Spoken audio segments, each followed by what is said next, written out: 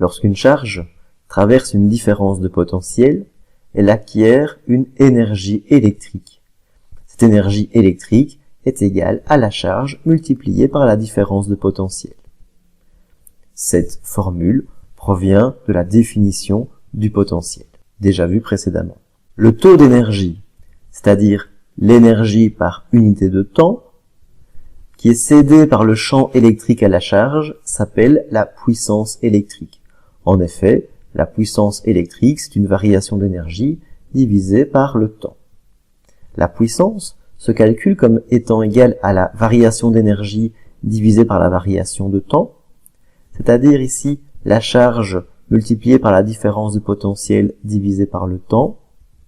Or, on sait que la charge divisée par le temps, c'est l'intensité du courant électrique, et donc au final, la puissance électrique est égale à la variation de potentiel multipliée par l'intensité du courant. Dans le cas d'un milieu résistif, c'est-à-dire une résistance, on sait que la variation de potentiel dans cette résistance est égale à la résistance fois l'intensité qui la traverse.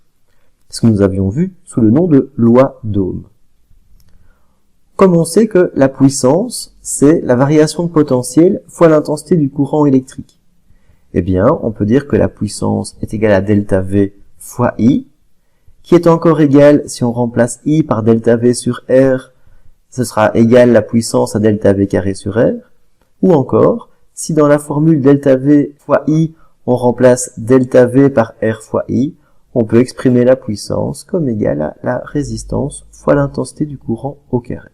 Ceci est vrai pour les résistances. Ceci signifie que pour les résistances, on peut calculer la puissance de trois manières, soit P est égal à delta V fois I, soit P est égal à delta V carré sur R, soit P est égal à R fois I au carré. Lorsqu'une particule chargée passe à travers une résistance, elle perd de l'énergie. Cette énergie perdue l'est sous forme de chaleur. On sait que l'énergie, qui s'exprime en joules, est égale à la puissance exprimée en watts fois le temps exprimé en secondes. Et donc dans la vie quotidienne, on utilise non pas les joules, mais le kilowatt fois heure comme unité d'énergie électrique. Il s'agit de l'énergie consommée par un dispositif de 1000 watts pendant une heure.